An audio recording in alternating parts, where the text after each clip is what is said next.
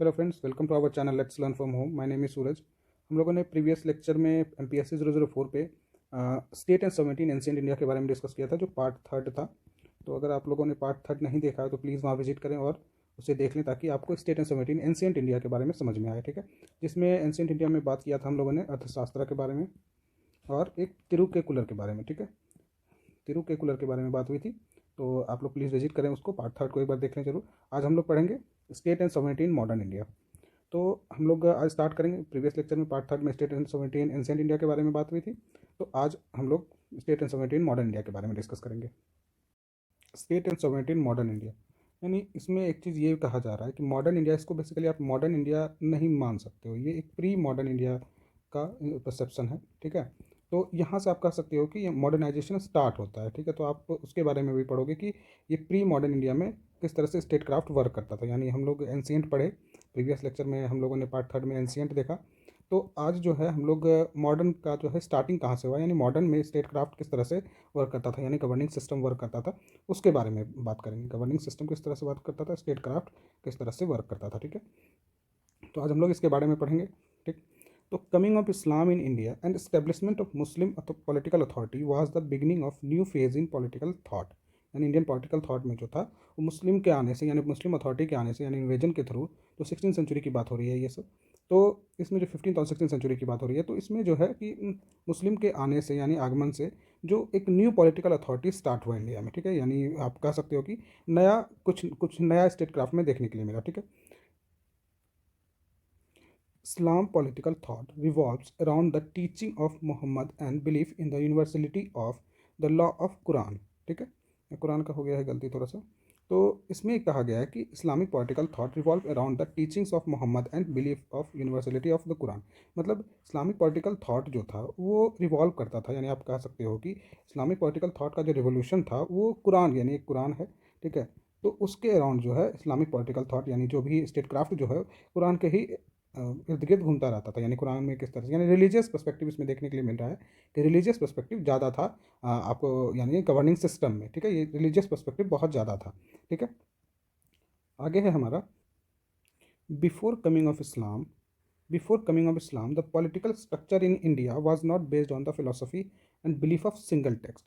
यानी आप कह सकते हो कि इस्लाम के आने के पहले, यानी आप कह सकते हो कि जब इस्लामिक स्टेट इंडिया में एंटर हुआ, ठीक है, इस्लामिक स्टेट जब इंडिया में एंटर होने लगा, तो उससे पहले जो था, यानी एंशिएंट में आप देख सकते हो कि बहुत सारे जो टेक्स्ट थे वो बहुत सारे, मतलब बहुत छोटे छोटे राजाओं में बटा हुआ था स्टेट। तो बहुत सारा टेक्स्ट था स्टेट क्राफ्ट से, यानी एक पर्टिकुलर कोई लॉ बुक नहीं था। यानी एक तो तरह से आप कह सकते हो कि कोई पर्टिकुलर लॉ नहीं था जिसके अकॉर्डिंग, यानी स्टेट क्राफ्ट जिसके अराउंड रिवॉल्व कर सके। ठीक है, कोई पर्टिकुलर एक लॉ नहीं था। ठीक है, लेकिन एक तरह से ये आप कह सकते हो कि इस्लामिक स्टेट के आने के बाद एक कुरान ही, आप कह सकते हो कि कुरान के बेस्ड पे ही जो था वो लॉ बनने लगा। ठीक है,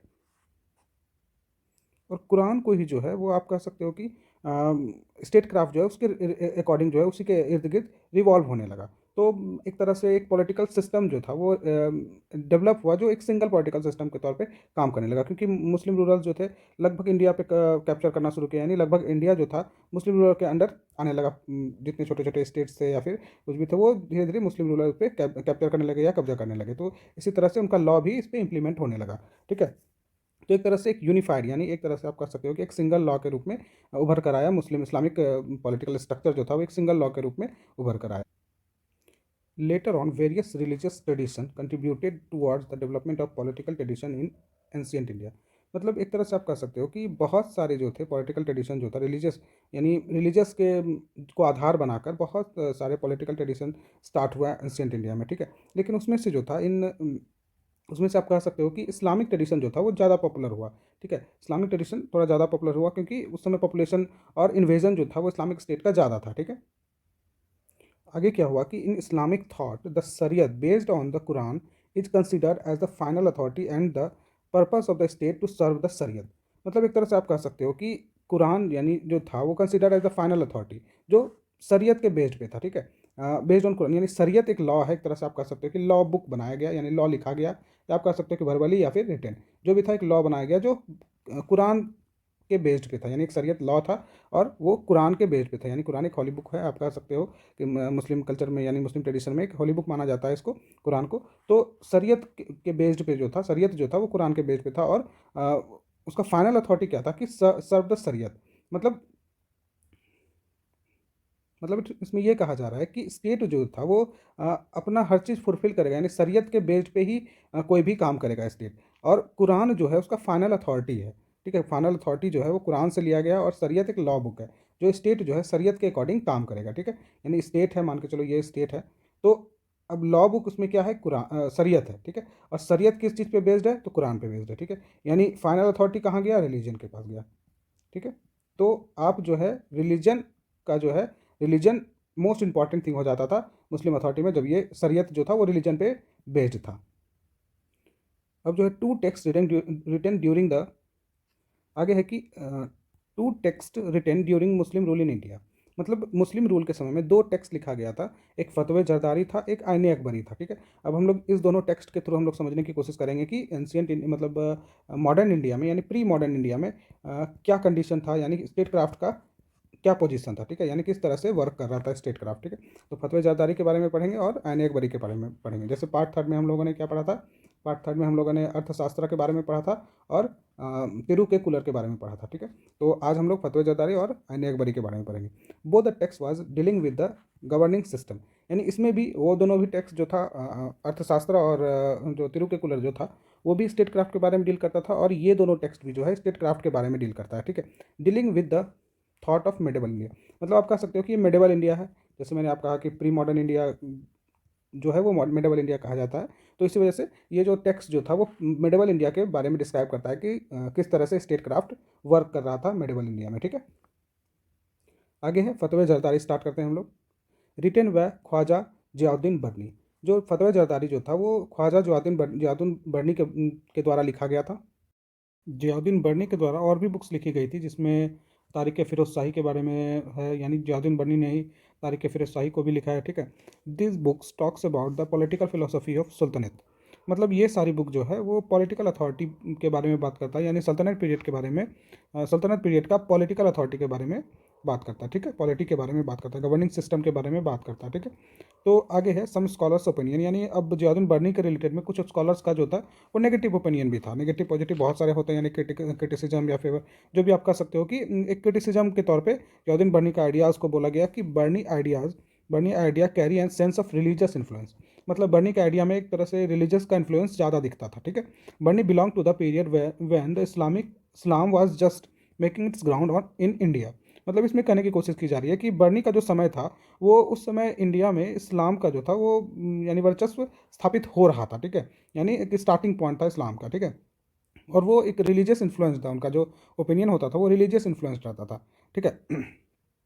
अब आगे है apart from limitations his ideas related to kingship on medieval period are the immense importance, मतलब इसमें कहा जा रहा है कि मतलब जो भी लिमिटेशंस थे वो तो ठीक है, लेकिन उनका जो आइडिया था, जो किंगशिप से रिलेटेड आइडिया जो था मेडिवल इंडिया में वो बहुत इंपॉर्टेंट था, यानी बहुत ही इंपॉर्टेंट आइडियाज़ उनके द्वारा दिया गया था किंगशिप से, यानी गवर्निंग सिस्टम जो था, बहुत सारे गवर्निंग सिस्टम यानी डिसीजंस जो थे वो बर्नी के राइटिंग से भी लिया जाता था, या फिर उनके आइडियाज़ से लिया जाता था। गवर्निंग सिस्टम का आइडियाज़, किस तरह से लॉ बनाया जाए, ये सब जो था वो बहुत इंपॉर्टेंट रखता था उनका जो था राइटिंग्स, या फिर उनका डिसीजंस जो भी था वो बहुत ही इंपॉर्टेंट था, ठीक है। आइडियाज़ जो था वो बहुत ज़्यादा इंपॉर्टेंट था।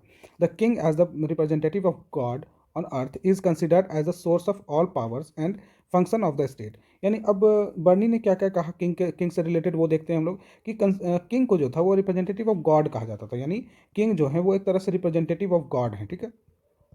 और और वो क्या है कि सोर्स ऑफ ऑल पावर, यानी उसके पास सारा पावर होगा, किंग जो है वो गॉड होगा, ठीक है, उसके पास सारा पावर होगा, ठीक है। और जो स्टेट में जो भी फंक्शन होगा वो किंग के अकॉर्डिंग होगा, यानी स्टेट क्राफ्ट जो वर्क करेगा वो किंग के अकॉर्डिंग काम करेगा, ठीक है। और क्या लिखा गया बर्नी के द्वारा कि Barani is Barani is the opinion that whatever means the king adopt to discharge his duties is justified as long as the aim is to serve the religion, मतलब इसमें कहा जा रहा है कि किंग का जो है ड्यूटी वो तभी तक जस्टिफाइड है जब तक वो रिलीजन को सर्व करता हो, यानी किंग का जो है opinion means to adopt discharge, यानी जो भी ड्यूटीज़ होगा वो तभी तक जस्टिफाइड है तभी तक वो सही है जब तक वो शरीयत का मतलब शरीयत कह सकते हैं, रिलीजन बेस्ड पे था, तो सर्विस ऑफ रिलीजन यानी रिलीजन का जब तक सर्विस वो यानी रिलीजन का एम और सर्विस को जब तक जस्टिफाई नहीं करता है तब तक उसका जो है डिसीजन जो था वो भी जस्टिफाइड नहीं था। ठीक है, welfare of the religion and the state should be the idea of good state. मतलब इसमें कहा जा रहा है कि वेलफेयर ऑफ रिलीजन यानी welfare of religion and the state यानी रिलीजन प्लस स्टेट यानी दोनों की बात हो रही है, स्टेट की भी बात हो रही है और रिलीजन की भी बात हो रही है। ठीक है, तो जब तक दोनों का जो एम और आइडियाज फुलफिल मतलब वेलफेयर जब तक नहीं देखता है कोई स्टेट तब तक वो गुड स्टेट नहीं कहलाएगा। ठीक है, आइडिया ऑफ गुड स्टेट यानी स्टेट और रिलीजन दोनों का जब तक वेलफेयर नहीं देखेगा तब तक वो स्टेट गुड स्टेट नहीं हो सकता है। ठीक है, आगे है हमारा, उन्होंने और कहा कि king should be guided bye wise man. मतलब इसमें कहने की कोशिश हो रही है कि किंग जो है वाइज मैन के द्वारा ही गाइड किया जाना चाहिए। Bureaucracy is required to run the administration यानी ब्यूरोक्रेसी की बात हो रही है कि ब्यूरोक्रेसी रिक्वायर्ड है एडमिनिस्ट्रेशन को वर्क करने के लिए, सिर्फ किंग ही तो एडमिनिस्ट्रेशन नहीं कर सकता है। ठीक है, तो ब्यूरोक्रेसी की भी जरूरत होती है कि लॉ को कैसे इंप्लीमेंट किया जाए। Barani supported the blue blood aristocracy यानी इसमें कहा जा रहा है कि बर्नी जो है वो ब्लू ब्लड एरिस्टोक्रेसी को सपोर्ट किया। ठीक है, ब्लू ब्लड एरिस्टोक्रेसी क्या है कि किंग का जो होगा सक्सेसर वो किंग का ही चाइल्ड होगा। ठीक है, यानी किंग का ही ब्लड होगा। ठीक है, इसी को बोला जाता है ब्लू ब्लड एरिस्टोक्रेसी। तो एक तरह से आप कह सकते हो कि मोनार्की सिस्टम को सपोर्ट किया गया था कि उनके बच्चे जो है वो किंग बनेंगे। ठीक है, necessity of hierarchy in administration और इसमें बात की गई है नेसेसिटी ऑफ हायरार्की का जो है एडमिनिस्ट्रेशन में बहुत ज़्यादा जरूरी है, यानी अपर पोस्ट पे फिर लोअर पोस्ट पे फिर लोअर लोअर इस तरह से हायरार्की जो है वो मेंटेन होनी चाहिए किंग के राज्य में। ठीक है, एडमिनिस्ट्रेशन में यानी ब्यूरोक्रेसी में जो है आपको हायरार्की मेंटेन करना पड़ेगा। ठीक है, आगे है, he was against the he was against the promotion of low-born men. He writes that the nobleman is the king. Nobleman in the court of king's court will bring him honor. ठीक है, but if he favor low-born man, they will disagree him everywhere. मतलब इसमें कहने की कोशिश की गई है कि किंग जो है वो लो बॉर्न मैन को प्रमोट ना करे यानी अगेंस्ट रहे। ठीक है, लो बॉर्न मैन के अगेंस्ट रहे। ठीक है, और उनके द्वारा लिखा गया है कि नोबल मैन जो है वो हमेशा किंग के कोर्ट में ऑनर लाएगा, मतलब एक तरह से समृद्धि लाएगा। बट जो लोअर बॉर्न मैन है वो हमेशा डिसएग्री करेंगे उसके बात पे, यानी हमेशा अगेंस्ट रहेंगे या अपोज करेंगे।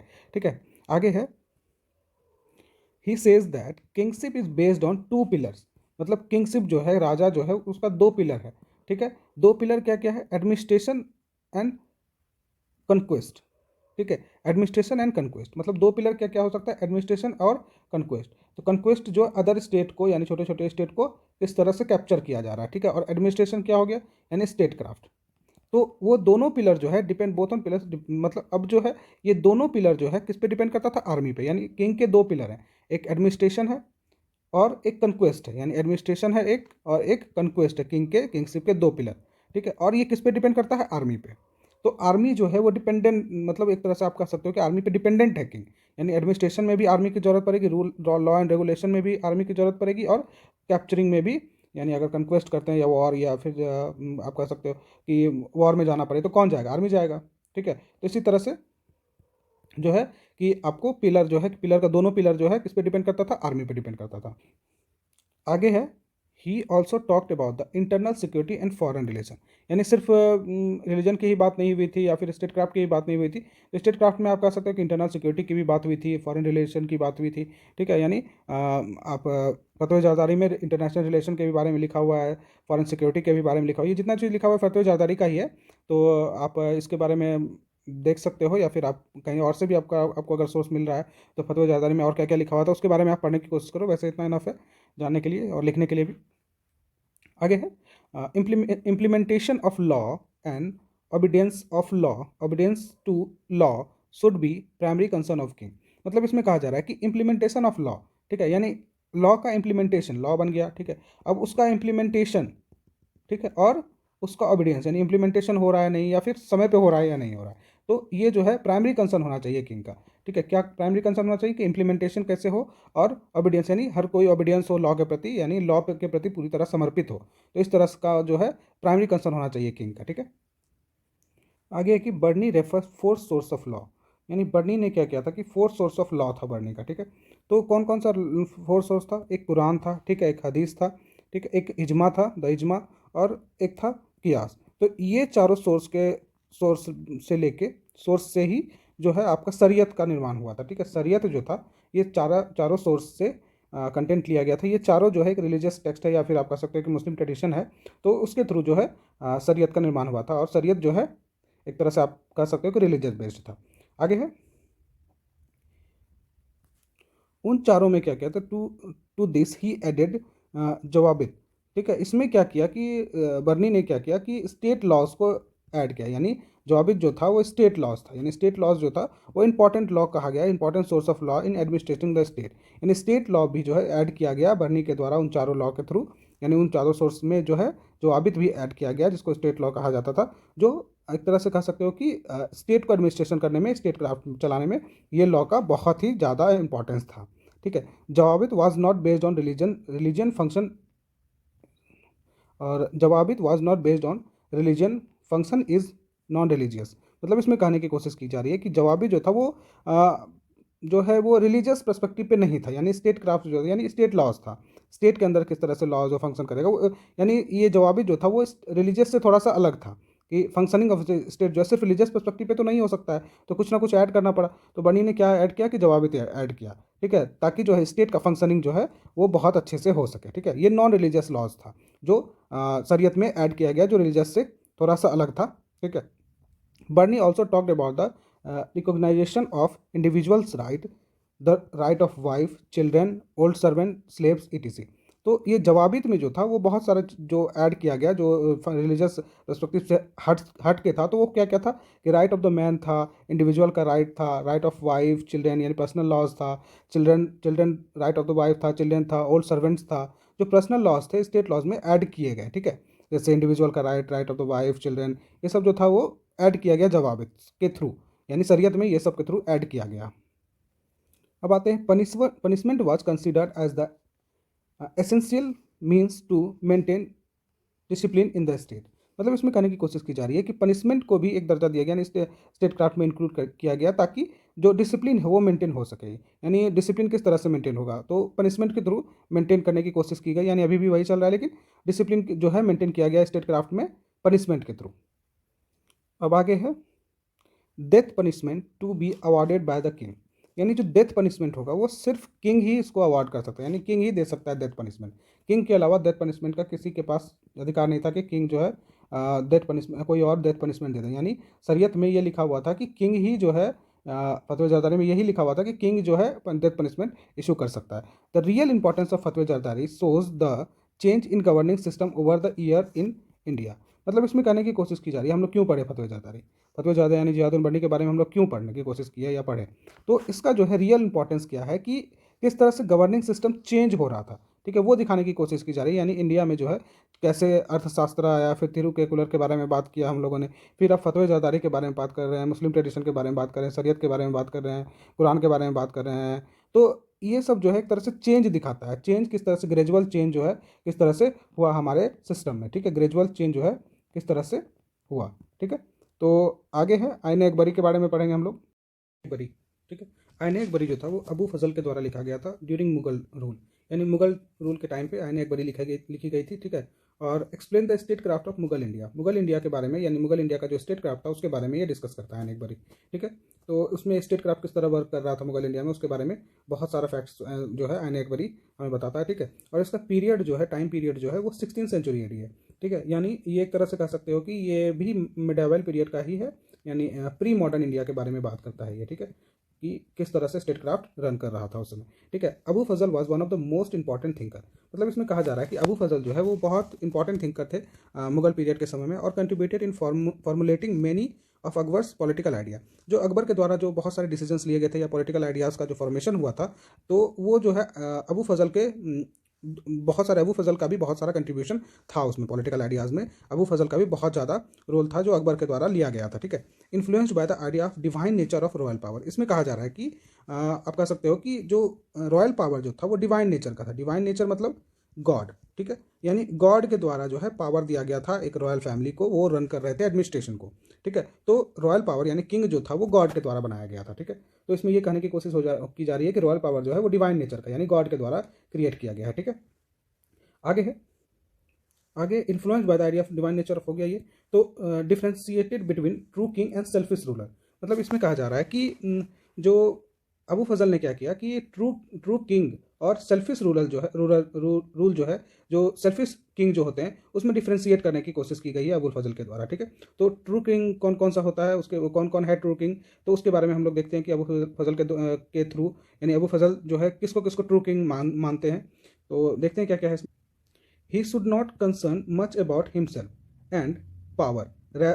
Rather, people's well-being should be his prime concern. मतलब इसमें कहने की कोशिश की जा रही है कि एक किंग में जो है एक ये गुण होना चाहिए कि वो अपने क्या कहते हैं उत्थान के लिए ना सोचे, यानी अपने पावर के लिए ना सोचे, लेकिन वो पीपल्स के वेलबींग और स्टेट का जो है वेलबींग जो है वो प्राइम कंसर्न होना चाहिए। ठीक है, यानी पीपल्स का जो है वेलबींग वो प्राइम कंसर्न होना चाहिए। ठीक है, और स्टेट का जो है वेलबींग जो है वो प्राइम कंसर्न होना चाहिए, वही एक ट्रू किंग हो सकता है।